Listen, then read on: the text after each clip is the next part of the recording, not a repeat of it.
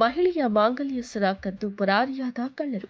ಚಿಂತಾಮಣಿ ನಗರ ಠಾಣೆ ವ್ಯಾಪ್ತಿಯ ಸೊಣ್ಣಶೆಟ್ಟಹಳ್ಳಿಯಲ್ಲಿ ಘಟನೆ. ಮಹಿಳೆಯ ಮಾಂಗಲ್ಯ ಸರ ಕದ್ದು ಪರಾರಿಯಾದ ಕಳ್ಳರು.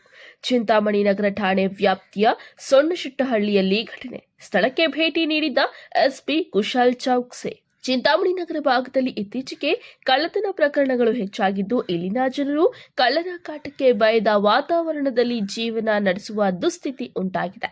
ಕಳೆದ ಸಂಜೆ ಸುಮಾರು 5ರ ಸಮಯದಲ್ಲಿ ಚಿಂತಾಮಣಿ ನಗರ ಠಾಣೆ ವ್ಯಾಪ್ತಿಯ ಸೊಣ್ಣಶೆಟ್ಟಹಳ್ಳಿ ಬಳಿ ನಡೆದುಕೊಂಡು ಒಂಟಿಯಾಗಿ ಹೋಗುತ್ತಿದ್ದ ಮಹಿಳೆಯ ಮಾಂಗಲ್ಯ ಸರ ಕದ್ದು ಪರಾರಿಯಾಗಿರುವ ಘಟನೆ ನಡೆದಿದೆ. ಚಿಂತಾಮಣಿ ನಗರದ ವಾಸಿಯಾದ ಶ್ರೀನಿವಾಸ್ ಮೂರ್ತಿಯವರ ಧರ್ಮಪತ್ನಿ 53 ವರ್ಷದ ರಮಾದೇವಿ ಬೆಂಗಳೂರಿನಲ್ಲಿ ವಾಸವಾಗಿರುವ ತನ್ನ ಮಗನ ಮನೆಗೆ ಹೋಗಿ ಚಿಂತಾಮಣಿ ನಗರಕ್ಕೆ ಬಂದು ಒಂಟಿಯಾಗಿ ದಾರಿಯಲ್ಲಿ ನಡೆದುಕೊಂಡು ಹೋಗುತ್ತಿದ್ದ ವೇಳೆ ಇಬ್ಬರು ಕಳ್ಳರು ಹೆಲ್ಮೆಟ್ ಧರಿಸಿ ದ್ವಿಚಕ್ರ ವಾಹನದಲ್ಲಿ ಬಂದು ಸುಮಾರು 65 ಗ್ರಾಂ ಮಾಂಗಲ್ಯದ ಸರ ಕದ್ದು ಪರಾರಿಯಾಗಿದ್ದಾರೆ.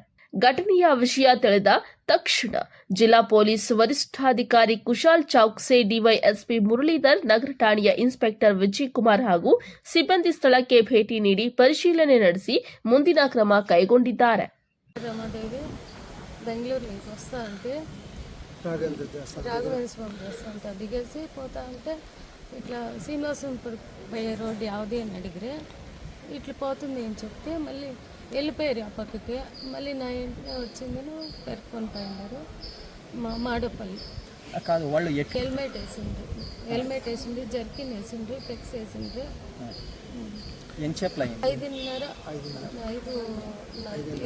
5:20 మీరు యాడ్ ఉండేది మేము అక్కడ మాడపల్లి స్కూల్ ఉంచడం గవర్నమెంట్ స్కూల్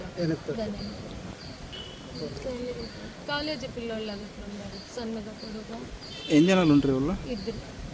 ఎన్ని గ్రామ్ ఉండే? 65. చెప్పు.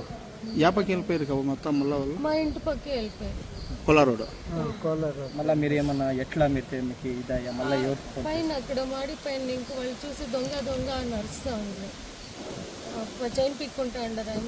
నేను అయిపోతే ఎట్లా పట్టుకోంటే వచ్చాక నాకు బ్యాగ్ ఉండింది పట్టుకొని ఇక్కడ భుజం గట్టిగా అదిమేసాను. అది మేసి ఈ చేతిలో ఇట్లా ఏదన్నా నేను వదిలేస్తాను, చెయ్యి వదిలేస్తానే అది పెట్టేసాను.